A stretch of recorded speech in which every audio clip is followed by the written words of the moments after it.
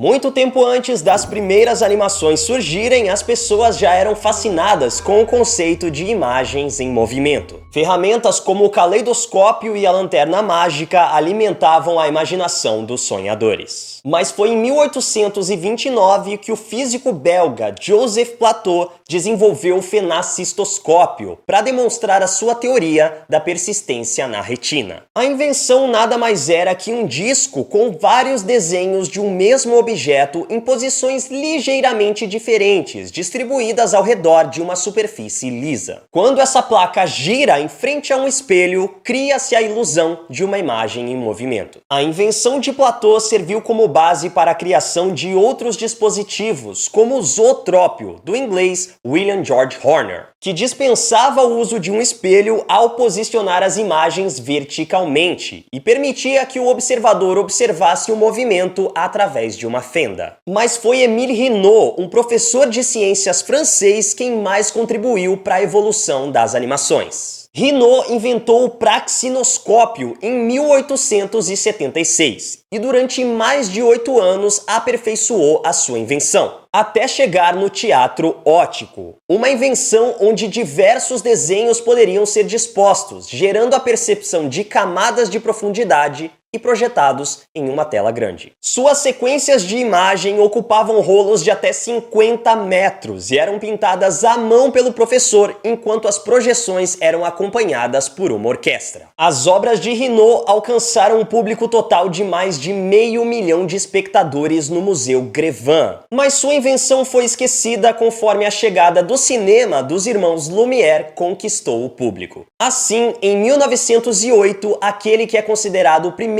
desenho animado moderno foi projetado: Fantasmagorie. Émile Cohl desenhou cerca de 700 ilustrações em um papel branco, que foi fotografado através da técnica de exposição negativa e colados em sequência para serem projetados. A técnica de Fantasmagorie foi popularizada nos Estados Unidos e evoluiu para o que hoje conhecemos como stop motion. Em 1911 foi a vez de Winsor McCay introduzir uma nova técnica de animação ao desenhar os personagens e os cenários em folhas diferentes.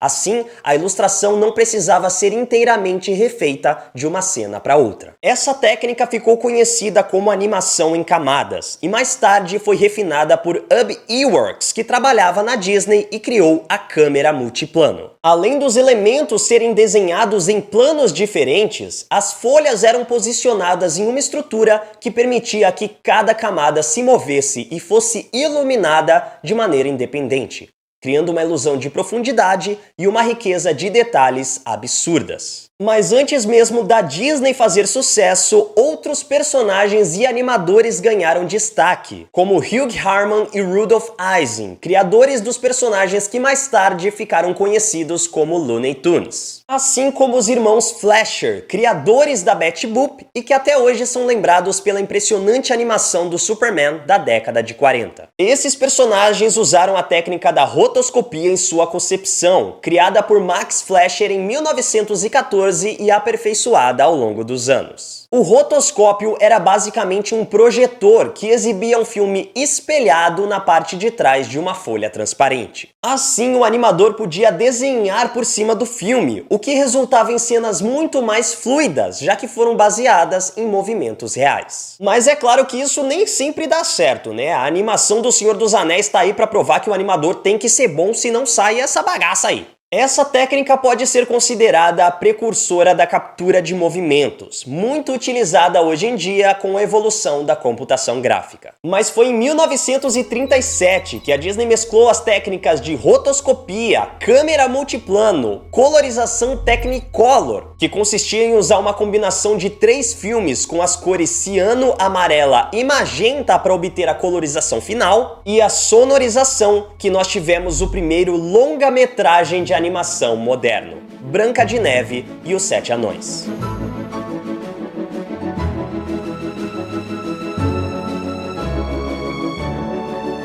Apesar da Disney ter dominado o mercado de animações nas décadas seguintes e até hoje, ao redor do mundo, vários países aprimoraram suas técnicas. Enquanto o Walt Disney investiu nos longas para o cinema, a MGM, por exemplo, decidiu apostar nas séries animadas, com grande destaque para Tom e Jerry. O Canadá também se tornou um grande celeiro para animadores, investindo em diferentes métodos e dando espaço para desenhistas que não tinham oportunidades em grandes estúdios. Na Europa, diversos países continuavam o legado das animações, com França e Inglaterra encabeçando as maiores produções. Mas nos anos seguintes, o mercado das animações japonesas também começou a se destacar, com os estúdios Toei e Nippon. O trabalho de Osamu Tezuka, considerado o pai do mangá moderno, revitalizou a técnica de animação em camada, ou animação em célula, barateando os custos de produção das animações e sendo amplamente utilizada no Ocidente para a produção de séries animadas em grande escala. Mais recentemente, destacam-se as animações dos estúdios Ghibli, que se tornaram basicamente a maior concorrente da Disney em se tratando de qualidade de animações longa-metragens.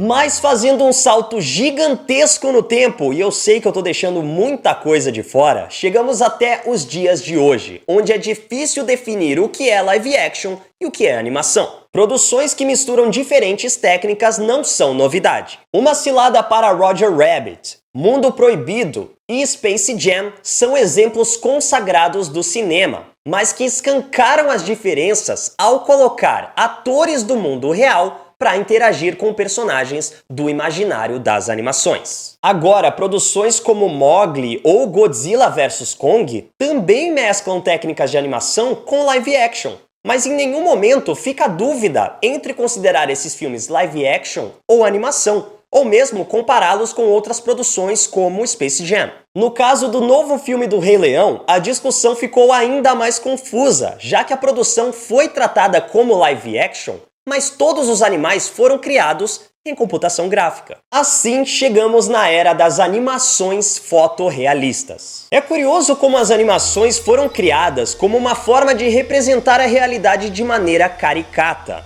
Mas conforme os anos se passam e as técnicas são aprimoradas, estamos caminhando na direção em que será impossível distinguir um live action de uma animação inteiramente criada em computação gráfica. Alguns episódios da recente e aclamada Love, Death and Robots são tão bem executados no fotorrealismo que muita gente ainda se questiona se são de fato animações. Talvez no futuro os atores apenas vendam suas capturas de movimento para os estúdios e eles nem mesmo precisem atuar ou dublar nas produções. As técnicas de animação já trouxeram até mesmo personalidades de volta à vida, ou mesmo rejuvenesceram atores mais velhos. Portanto, não é impossível imaginar um futuro onde no cinema as animações ultra-realistas estejam em maioria. Mesmo assim, os diferentes estilos de animação sempre terão espaço no coração do público. É só ver como as obras nacionais como Uma História de Amor e Fúria ou O Menino e o Mundo são aclamadas. Ou mesmo os canais da internet como a irreverente Sociedade da Virtude ou Sem Noção do Peixe Aquático no Rabisco também tem seu público cativo. Dá uma cabeçada em mim. Dá a cabeçada. Cadê? Dá a cabeçada em mim. Vem me dar a cabeçada. Fato é que as animações permitem que tanto o público quanto o autor deixem a sua imaginação fluir. E certamente continuarão sendo figurinhas carimbadas na história do cinema.